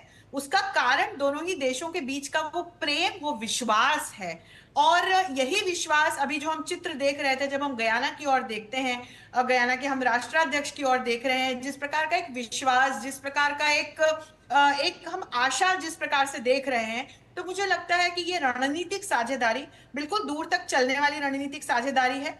और छोटी संसद है गयाना की, एक सदन है और उसमें आज हमारे माननीय प्रधानमंत्री बोलने वाले हैं। ये निश्चित तौर पर भारत के लिए भी बहुत गौरव की बात है, गयाना के लिए भी, और मुझे लगता है कि बाकी के जो आसपास के देश होंगे वो भी बड़े ध्यान से, ग्लोबल साउथ के जो देश हैं वो बड़े ध्यान से इस वक्तव्य को सुनेंगे कि माननीय मोदी अपने संबोधन में किस प्रकार की बात रखते हैं, क्योंकि मुझे लगता है कि वो सिर्फ बायलैटरल्स पर नहीं बोलेंगे, वो ग्लोबल साउथ को भी लेकर के कुछ ना कुछ महत्वपूर्ण बात कहेंगे, और निश्चित तौर पर इसमें फिर एक वैश्विक भलाई का भी संदेश छिपा ही होगा। जी बिल्कुल, तो कह सकते हैं कि क्या मंत्र देंगे प्रधानमंत्री? इस मंच से उस पर सबकी नजर रहेगी, क्योंकि ये मात्र एक गयाना जैसे देश की संसद को संबोधित करने की बात नहीं है, बल्कि एक विदेशी संसद पे, विदेशी सरजमी पर जाकर उनके सांसदों के द्वारा प्रधानमंत्री को आमंत्रित किए जाना, जो एक बड़ा संकेत भी देता है और गहरे निहितार्थ भी रखता है। दोनों मेहमानों से अनुरोध करेंगे बने रहे हमारे साथ। यहाँ वक्त एक ब्रेक का। राजा आओ आओ आया। ये देखो मैसेज, कहते हैं वीडियो लाइक करके 500 रुपया रोज कमाओ। बस पहले थोड़ा पैसा दे के ललचाएंगे, फिर बोलेंगे कि और कमाना है तो पैसा भरो। हम दिन भर चूना लगाते हैं और ये लोग हम ही को चूना लगाने चले हैं। पान वाला हूँ, मूर्ख नहीं हूँ। याद रहे, यूपीआई कहता है कि अगर कोई आसान कमाई का लालच दे तो कहो मैं मूर्ख नहीं हूँ। अच्छी चीजों में समय लगता है, खूबसूरती निखारने में वक्त लगता है। ब्यूटीफुल डिजाइन्स टेक टाइम, लेकिन केवाईसी अपडेट मिनटों में। केवाईसी अपडेट अब आप घर बैठे बैठे भी कर सकते हैं। Registered email, registered mobile number, online banking से, आधार, ओटीपी बेस्ड ई-केवाईसी से, या फिर वीडियो केवाईसी से। यहाँ तक कि अकाउंट भी घर बैठे बैठे खोला जा सकता है। आरबीआई कहता है, इन्हीं से सुनिए, जानकार बनिए, सतर्क रहिए। NTPC Green Energy Limited, a wholly owned subsidiary of NTPC Limited, Amaha Ratna CPSE, strategically focused on developing a portfolio of utility-scale renewable energy projects, launches an initial public offering of equity shares of face value of rupees 10 each through the book building process with a price band of rupees 102 to rupees 108 per equity share. Bid issue opens Tuesday, November 19, closes on Friday, November 22nd, 2024. For risk factors and more details, please refer to the RHP available on the websites of SEBI, BRLMs, stock exchanges and the company. और break के बाद एक बार फिर आपका स्वागत। आगे बढ़ने से पहले आइए इस वक्त की बड़ी खबरों पर डाल लेते हैं नजर। अब से थोड़ी देर में गयाना की संसद में प्रधानमंत्री मोदी का संबोधन। 14वीं बार विदेशी संसद में भाषण के साथ रचेंगे इतिहास। भारतीय समुदाय से भी करेंगे मुलाकात।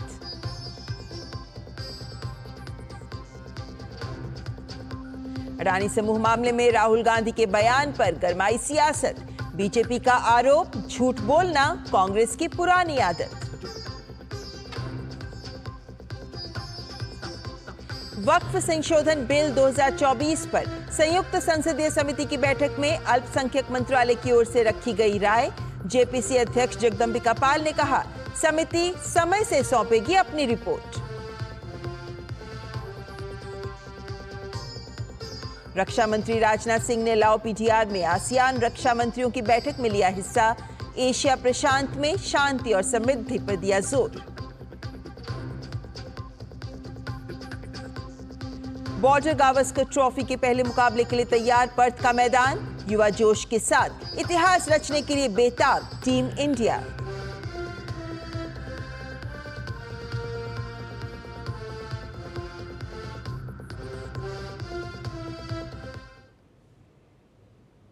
फिर आपको बता दें कि प्रधानमंत्री नरेंद्र मोदी अब से कुछ ही देर में गयाना की संसद के विशेष सत्र को संबोधित करेंगे, जिसका सीधा प्रसारण हम आप तक लेकर आएंगे। और प्रधानमंत्री नरेंद्र मोदी के गयाना दौरे की कई महत्वपूर्ण अहमियत है, लेकिन उसमें एक बहुत बड़ा आधार देता है वहाँ का भारतवंशी समुदाय। और लगभग 40% जनसंख्या, 8 लाख की कुल जनसंख्या में से 40% वहाँ भारतवंशी हैं। और आपको ये जानकर भी हैरानी होगी कि 1838 में पहले भारतीय जो गयाना पहुंचे थे, और इसको लेकर वहां स्मारक भी बनाया गया है। हमारे साथ विशेष मेहमान भी बने हुए हैं, प्रभुदयाल जी, पूर्व वरिष्ठ राजनयिक, और साथ ही प्रोफेसर अंश जोशी जेएनयू से।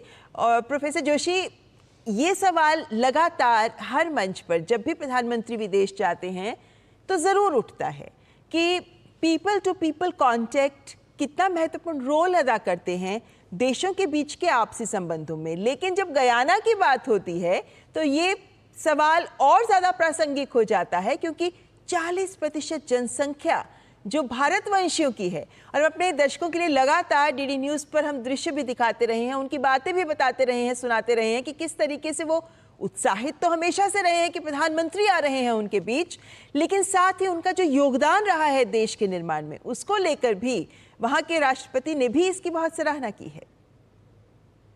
निश्चित तौर पर पहली बात तो हम ये देखें कि जो भारतवंशी भारत से प्रवासित होकर विश्व के कोने कोने में दूसरे देशों में पहुंचे और अपने अलग अलग स्किल्स के साथ वहां पर सेटल हुए, वहां का हिस्सा बने, और फिर वहां की संस्कृति को, वहां की राजनीति को, वहां के समाज को बहुत सकारात्मक तरीके से अपना योगदान दिया। तो एक तो जो भारतवंशियों की पहचान है ममता जी वैश्विक स्तर पर, वो हमेशा से हम यदि देखते हैं तो एक विश्व मित्र की, विश्व बंधु की रही है। एक अहिंसक शांति प्रिय लोग जो जहां जाते हैं वहां की समृद्धि को, वहां की संस्कृति को अपना योगदान देते हैं, और वहां कहीं ना कहीं भारतीय संस्कृति को भी पल्लवित पोषित करते हुए वहां के लोगों से जोड़ते हैं।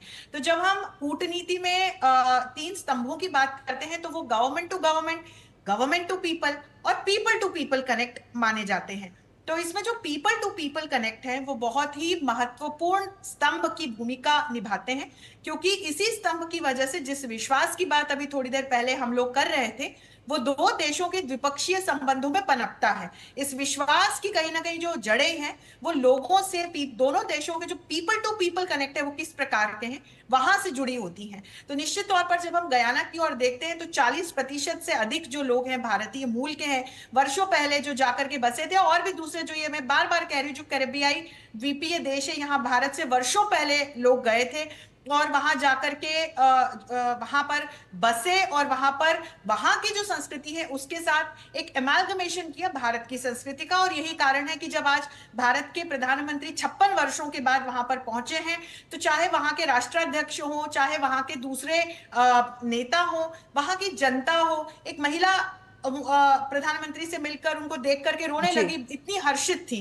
तो वो जो एक हर्ष की भावना है वो कहीं ना कहीं जुड़ाव से ही आ रही है, कि वहां जो हम आबादी देख रहे हैं वो कहीं ना कहीं भारत से जुड़ी हुई है। तो एक तरह से हम कह सकते हैं कि भारत गयाना भाई भाई, इस प्रकार की हम बात कर सकते हैं। तो निश्चित तौर पर जो प्रश्न आपने पूछा था फिर उसके उत्तर पर आऊंगी कि जो ये पीपल टू पीपल कनेक्ट्स हैं, इससे चाहे शिक्षा का क्षेत्र हो, संस्कृति का क्षेत्र हो, फिर आपसी रणनीतिक साझेदारी का क्षेत्र हो, कृषि का क्षेत्र हो, टूरिज्म का क्षेत्र हो, न सिर्फ ये सारे क्षेत्र मजबूत होते हैं, फिर आगे चल करके बहुपक्षीय स्तर पर भी एक साझा रणनीतिक साझेदारी के साथ बड़े लक्ष्यों की आपूर्ति में हमें योगदान मिलता है। बिल्कुल जोशी जी, यहाँ पे हम जो मल्टीलेटरल रिफॉर्म्स की बात कर रहे हैं जी, यहाँ पे आपको रोकना चाहूंगी। हम सीधे लेके जाना चाहेंगे गयाना पे, जहां पर अब से कुछ ही देर में प्रधानमंत्री नरेंद्र मोदी संसद को संबोधित करने वाले हैं और इस पल का इंतजार सबको है कि जब प्रधानमंत्री इस विशेष सत्र को संबोधित कर रहे हैं तो क्या कुछ शब्द वो सामने रखते हैं। तो आपको सीधे लिए चल रहे हैं Guyana.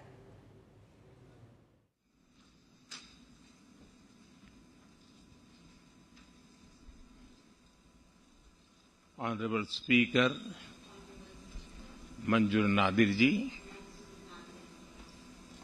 Honorable Prime Minister Mark Anthony Phillips ji,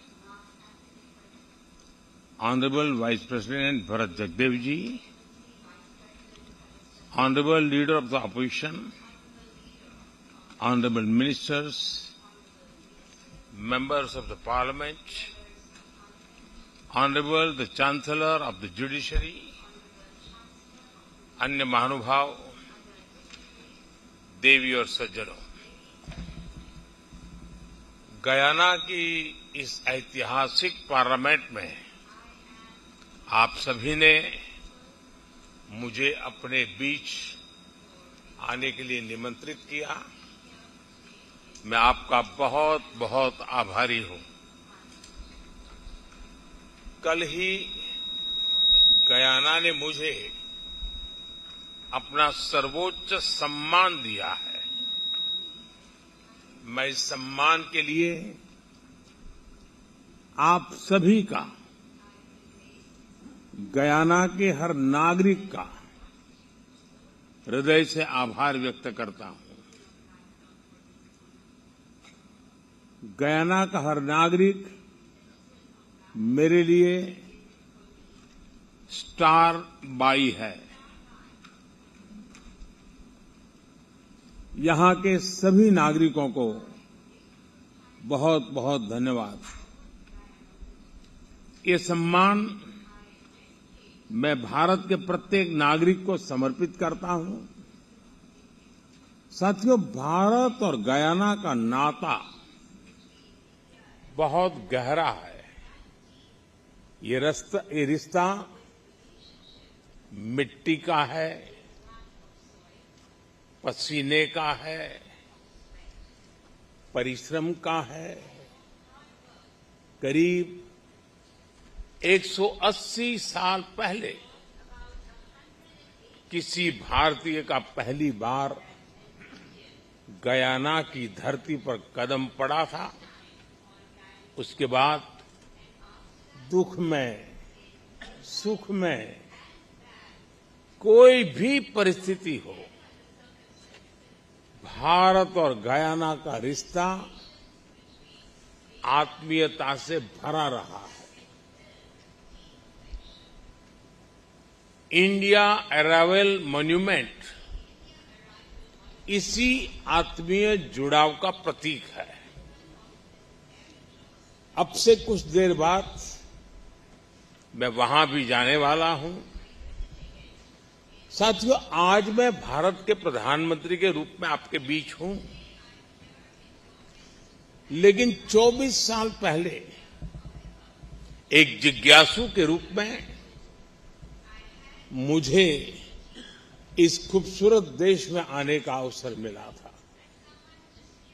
आमतौर पर लोग ऐसे देशों में जाना पसंद करते हैं जहां तामझाम हो, चकाचौंध हो, लेकिन मुझे गयाना की विरासत को, यहां के इतिहास को जानना था, समझना था। आज भी गयाना में कई लोग मिल जाएंगे जिन्हें मुझसे हुई मुलाकातें याद होगी। मेरी तब की यात्रा उस यात्रा से बहुत सी यादें जुड़ी हुई हैं। यहां क्रिकेट का पैशन, यहां का गीत संगीत, और जो बात मैं कभी नहीं भूल सकता, और वो है चटनी। चटनी भारत की हो या फिर गयाना की, वाकई कमाल की होती है। साथियों, बहुत कम ऐसा होता है जब आप किसी दूसरे देश में जाएं और वहां का इतिहास आपको अपने देश के इतिहास जैसा लगे। पिछले 200-250 साल में भारत और गयाना ने एक जैसी गुलामी देखी, एक जैसा संघर्ष देखा। दोनों ही देशों में गुलामी से मुक्ति की एक जैसी ही छटपटाहट भी थी। आजादी की लड़ाई में यहां भी और वहां भी कितने ही लोगों ने अपना जीवन समर्पित कर दिया। यहां गांधी जी के करीबी C.F. एंड्रूज हो, ईस्ट इंडियन एसोसिएशन के अध्यक्ष जंग बहादुर सिंह हो, सभी ने गुलामी से मुक्ति की इस लड़ाई मिलकर लड़ी और आजादी पाई। और आज हम दोनों ही देश दुनिया में डेमोक्रेसी को मजबूत कर रहे हैं।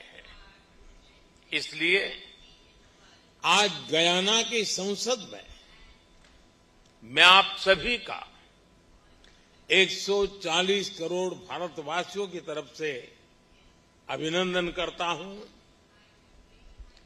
मैं गयाना संसद के हर प्रतिनिधि को बहुत बहुत बधाई देता हूं। गयाना में डेमोक्रेसी को मजबूत करने के लिए आपका हर प्रयास दुनिया के विकास को मजबूत कर रहा है। साथियों, डेमोक्रेसी को मजबूत बनाने के प्रयासों के बीच हमें आज वैश्विक परिस्थितियों पर भी लगातार नजर रखनी है। जब भारत और गयाना आजाद हुए थे तो दुनिया के सामने अलग तरह की चुनौतियां थी। आज 21वीं सदी की दुनिया के सामने जो चुनौतियां हैं वो पूरी तरह अलग है। दूसरे विश्व युद्ध के बाद बनी व्यवस्थाएं और संस्थाएं ध्वस्त हो रही हैं। कोरोना के बाद जहां एक नए वर्ल्ड ऑर्डर की तरफ बढ़ना था, दुनिया दूसरी ही चीजों में उलझ गई। इन परिस्थितियों में आज विश्व के सामने आगे बढ़ने का सबसे मजबूत मंत्र है democracy first, humanity first. Democracy first की भावना हमें सिखाती है कि सबको साथ लेकर चलो, सबको साथ लेकर सबके विकास में सहभागी बनो। ह्यूमैनिटी फर्स्ट की भावना हमारे निर्णयों की दिशा तय करती है। जब ह्यूमैनिटी फर्स्ट को अपने निर्णयों का आधार बनाते हैं तो नतीजे भी मानवता का हित करने वाले ही होते हैं।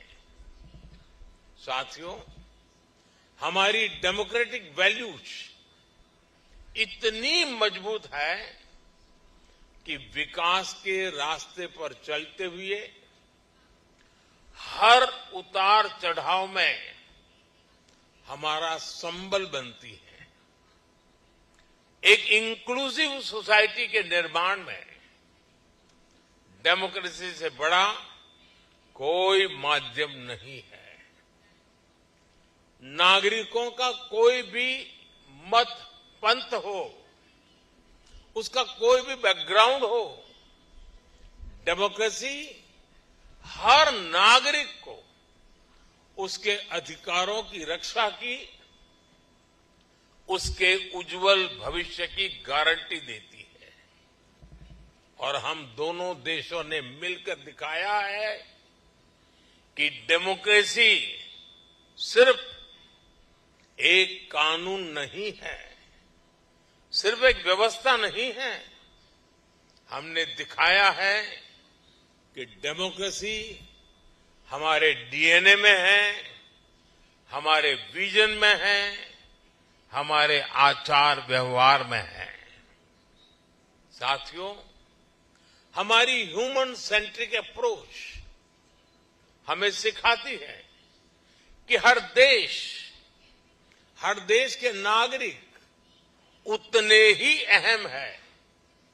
इसलिए जब विश्व को एकजुट करने की बात आई, तब भारत ने अपने G20 प्रेसिडेंसी के दौरान one earth, one family, one future का मंत्र दिया।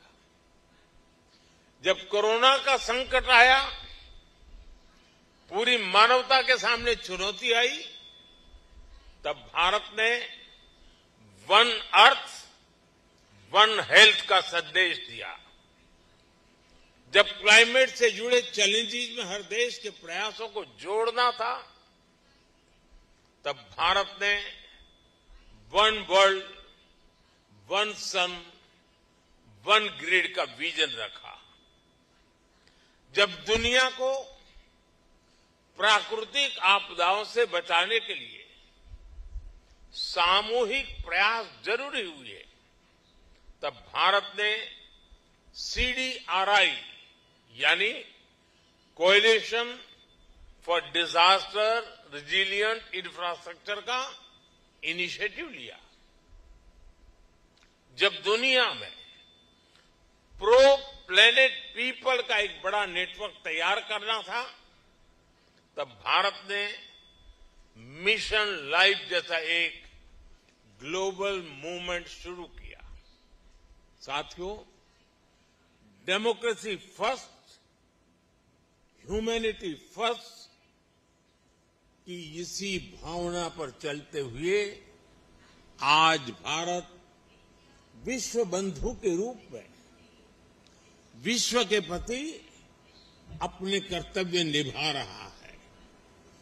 दुनिया के किसी भी देश में कोई भी संकट हो, हमारा ईमानदार प्रयास होता है कि हम फर्स्ट रिस्पॉन्डर बनकर वहां पहुंचे। आपने कोरोना का वो दौर देखा है जब हर देश अपने अपने बचाव में ही जुटा था। तब भारत ने दुनिया के 150 से अधिक देशों के साथ दवाएं और वैक्सीन शेयर की।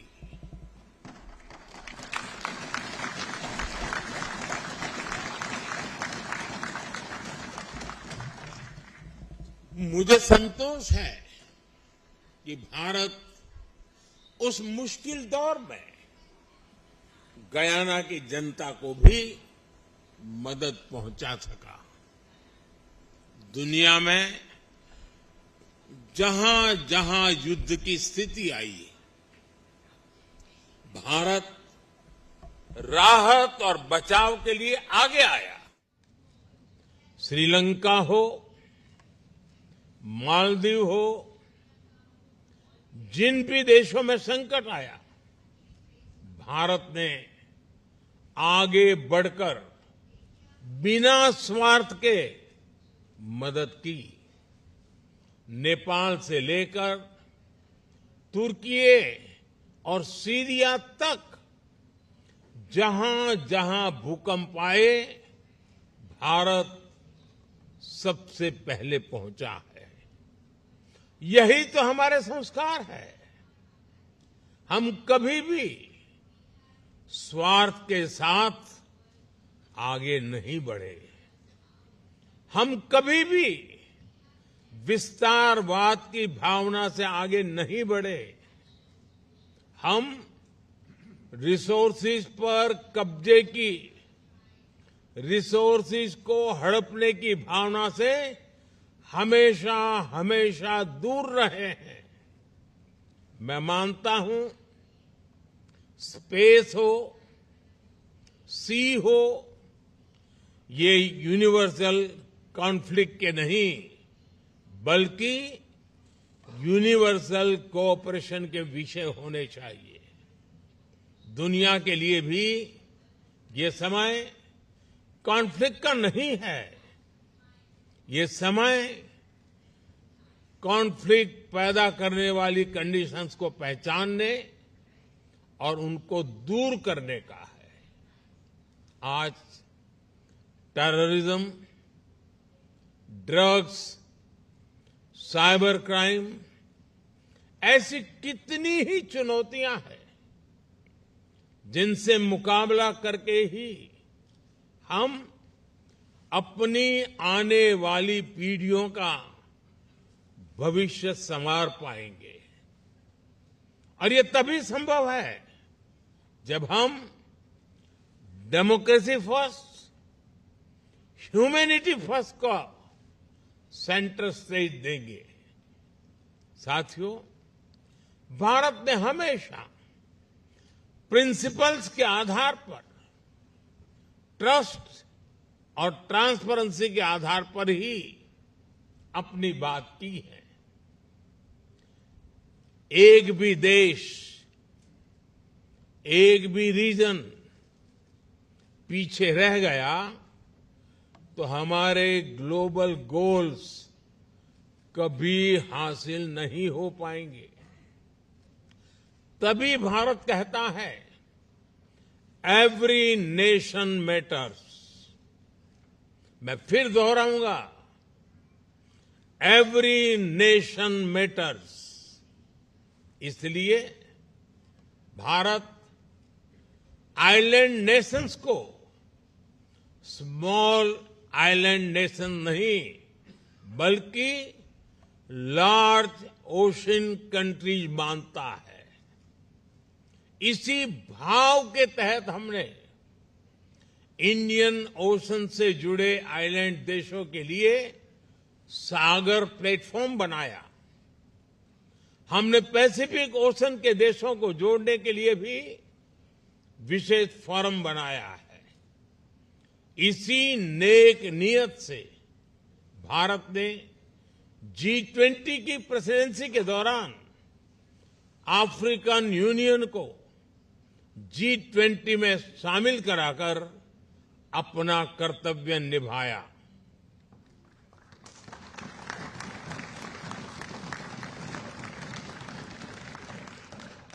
साथियों, आज भारत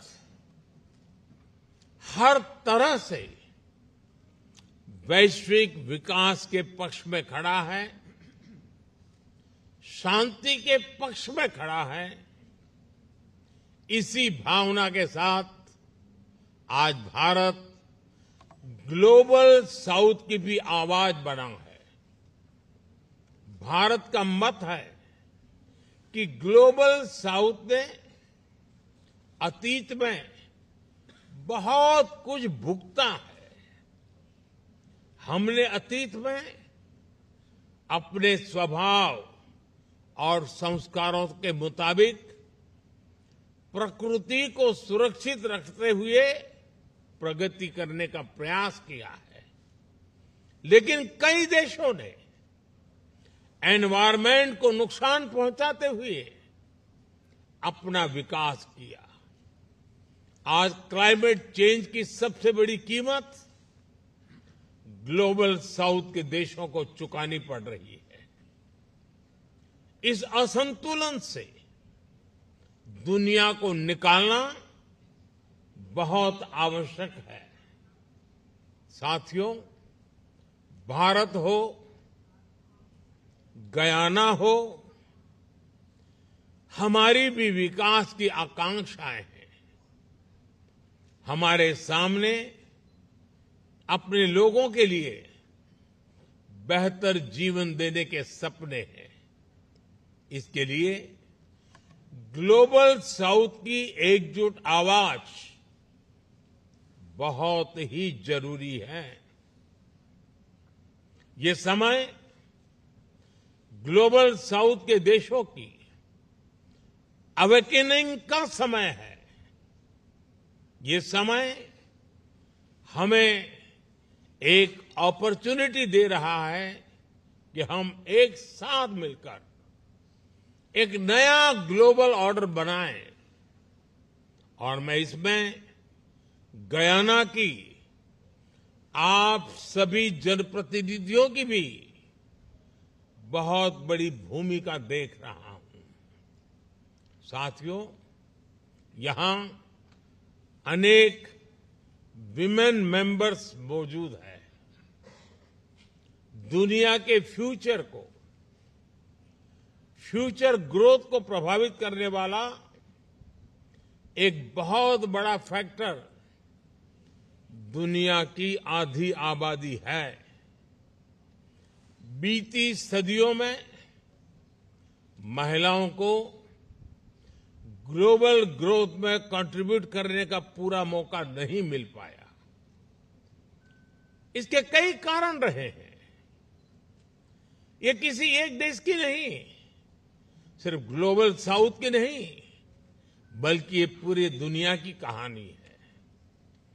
लेकिन 21st सेंचुरी में ग्लोबल प्रॉस्पेरिटी सुनिश्चित करने में महिलाओं की बहुत बड़ी भूमिका होने वाली है।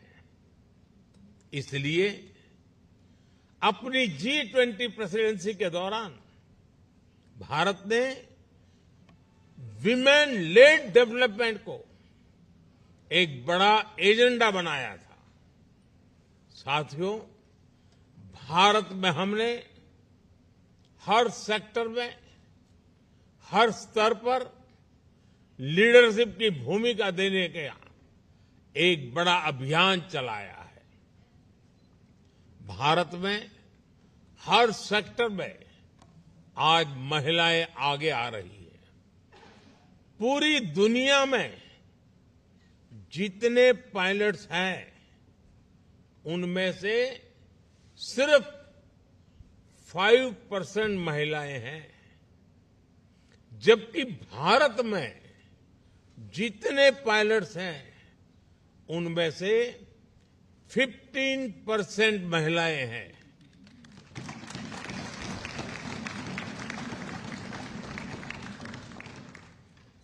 भारत में बड़ी संख्या में फाइटर पायलट्स महिलाएं हैं।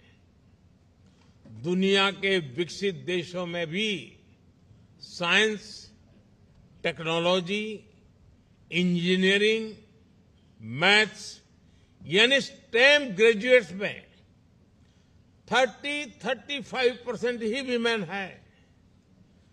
भारत में ये संख्या 40% से भी ऊपर पहुंच चुकी है। आज भारत के बड़े बड़े स्पेस मिशन की कमान महिला वैज्ञानिक संभाल रही है। आपको ये जानकर भी खुशी होगी कि भारत ने अपनी पार्लियामेंट में महिलाओं को रिजर्वेशन देने का भी कानून पास किया है। आज भारत में डेमोक्रेटिक गवर्नेंस के अलग अलग लेवल्स पर महिलाओं का प्रतिनिधित्व है।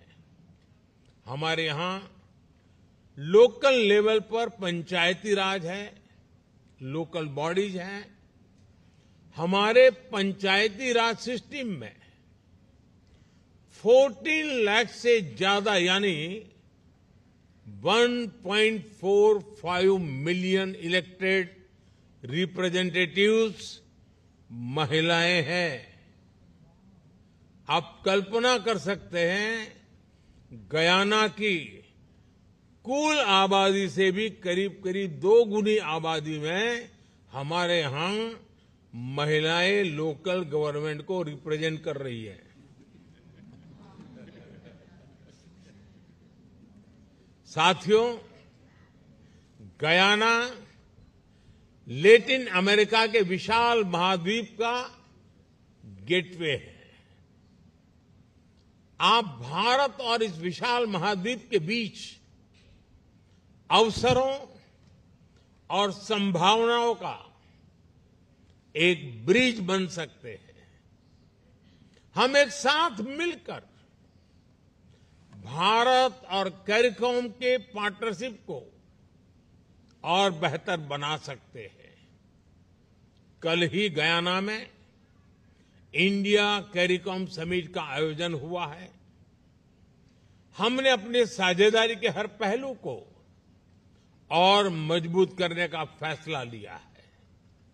साथियों, गयाना के विकास के लिए भी भारत हर संभव सहयोग दे रहा है। यहां के इंफ्रास्ट्रक्चर में निवेश हो, यहां की कैपेसिटी बिल्डिंग में निवेश हो, भारत और गयाना मिलकर काम कर रहे हैं।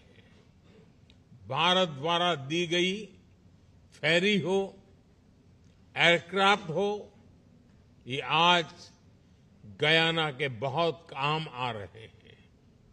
रिन्यूएबल एनर्जी के सेक्टर में, सोलर पावर के क्षेत्र में भी भारत बड़ी मदद कर रहा है।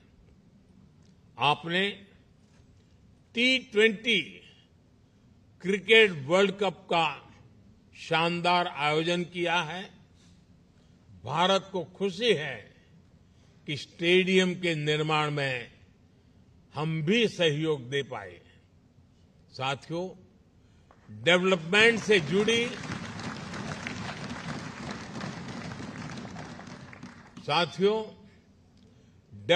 से जुड़ी हमारी ये पार्टनरशिप अब नए दौर में प्रवेश कर रही है। भारत की एनर्जी डिमांड तेजी से बढ़ रही है और भारत अपने सोर्सेस को डाइवर्सिफाई भी कर रहा है। इसमें गयाना को हम एक महत्वपूर्ण एनर्जी सोर्स के रूप में देख रहे हैं। हमारे बिजनेसेस गयाना में और अधिक इन्वेस्ट करें, इसके लिए भी हम निरंतर प्रयास कर रहे हैं। साथियों, आप सभी ये भी जानते हैं, भारत के पास एक बहुत बड़ी यूथ कैपिटल है। भारत में क्वालिटी एजुकेशन और स्किल डेवलपमेंट इकोसिस्टम है। भारत को गयाना के ज्यादा से ज्यादा स्टूडेंट्स को होस्ट करने में खुशी होगी। मैं आज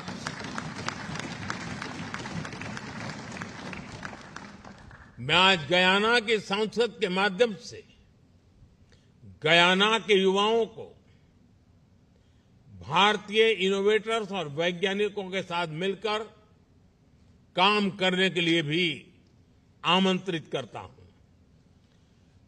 collaborate globally and act locally.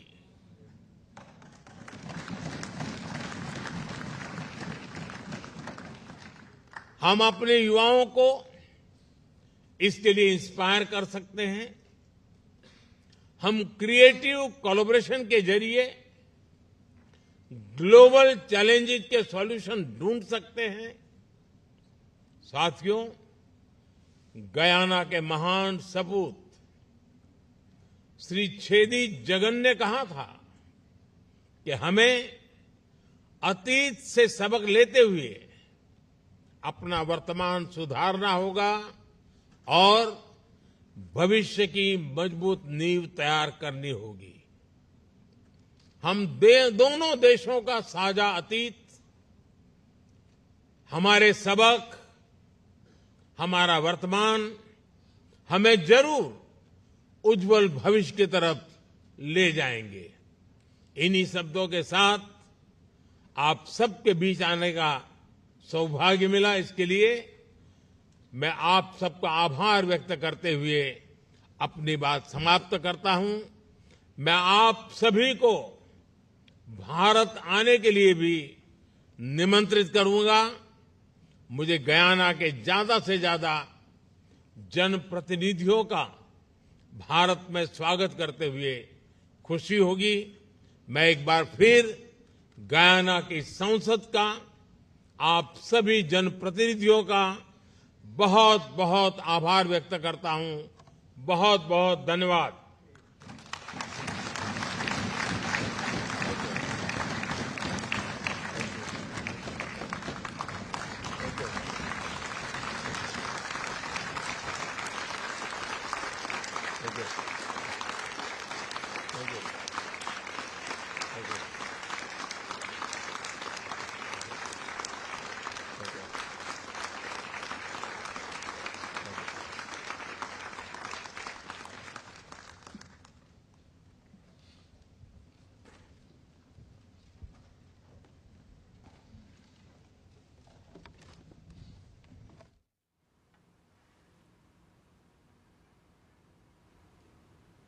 तो कैरेबियाई देश गयाना की राजधानी जॉर्ज टाउन में गयाना की संसद के विशेष सत्र को प्रधानमंत्री संबोधित कर रहे थे, जो आप सुन रहे थे, जिसमें एक बड़ा नारा जो प्रधानमंत्री ने दिया वो यही था, डेमोक्रेसी फर्स्ट, ह्यूमैनिटी फर्स्ट। इसी के आधार पर किस तरीके से मौजूदा विश्व के साथ साथ तमाम देशों की चैलेंजेस को हम पार पा सकते हैं, इसी का एक मंत्र जो गयाना की संसद से प्रधानमंत्री ने दिया वो यही था, डेमोक्रेसी फर्स्ट, ह्यूमैनिटी फर्स्ट। लेकिन साथ ही किस तरीके से भारत के लिए एवरी नेशन मैटर्स के मंत्र को भी पीएम ने रखा।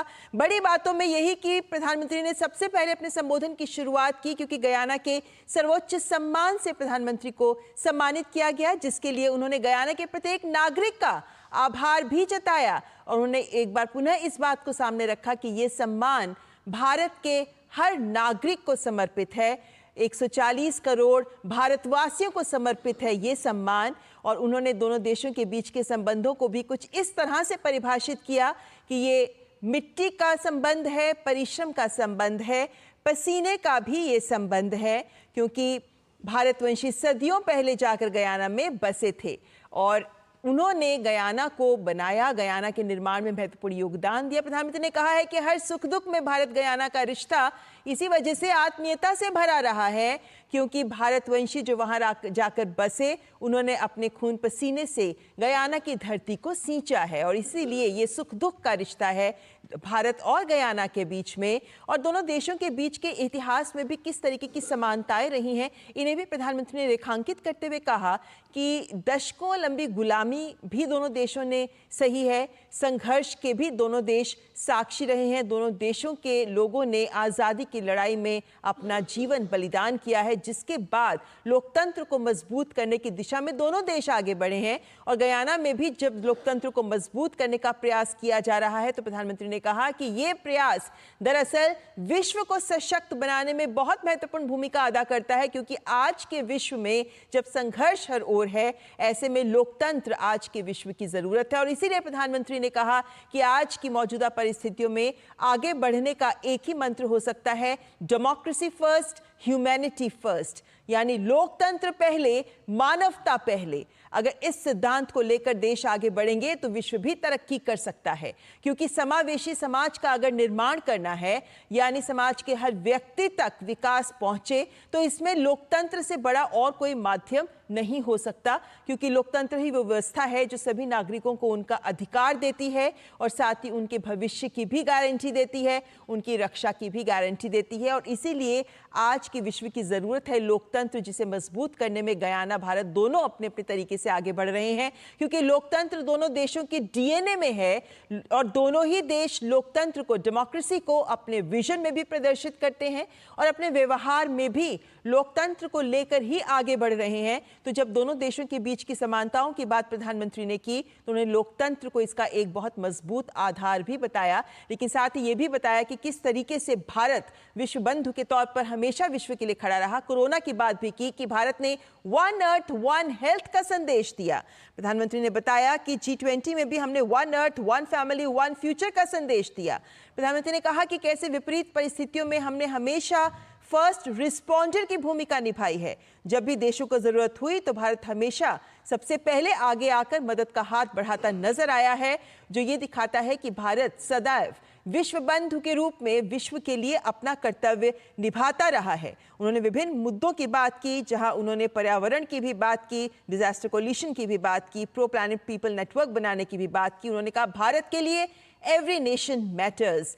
तभी भारत विश्व बंधु के रूप में अपने आप को प्रस्तुत करता है, क्योंकि भारत चाहता है कि हर देश विकास करे और इसमें ग्लोबल साउथ के देश भी जुड़े हैं जो विकासशील देश हैं। और भारत आज ग्लोबल साउथ के विकासशील देशों की ही आवाज बनता नजर आ रहा है, क्योंकि इन देशों के विकास के बिना विश्व का विकास संभव नहीं है। और इसीलिए आज के दौर में ग्लोबल साउथ के देशों के लिए ये बहुत महत्वपूर्ण है कि देश मिलकर एकजुट होकर आगे आएं। इस ग्लोबल साउथ की एकजुट आवाज को मजबूत करना, इसे मजबूती देना बहुत महत्वपूर्ण है। इस महत्वपूर्ण तथ्य को भी प्रधानमंत्री ने आज अपने संबोधन के माध्यम से सामने रखा।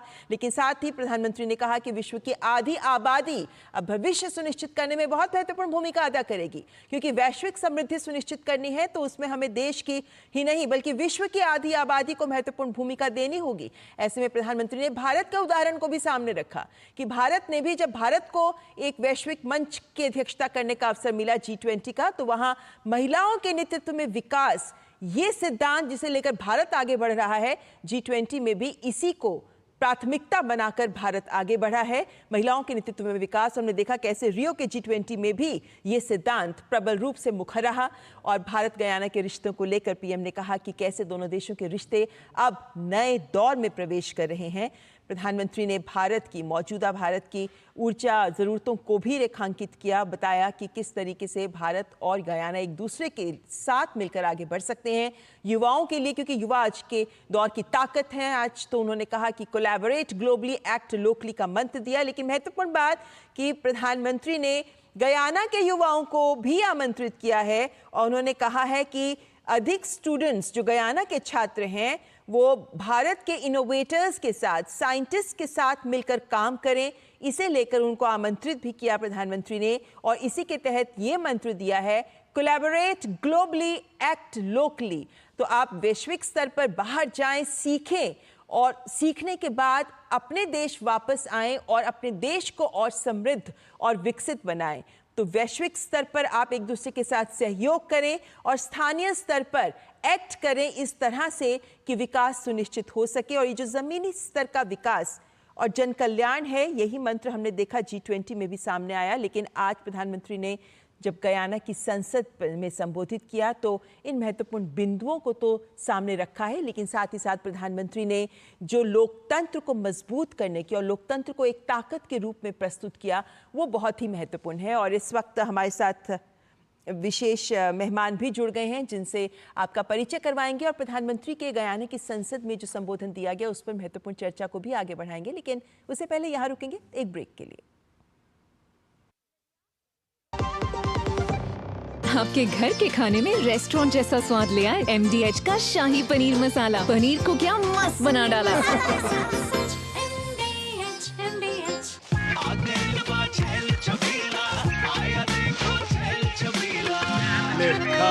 अच्छा भैया, मेरी गाय को भी अपने हाथों से चारा खिला दो। अरे खिलाई देते हैं।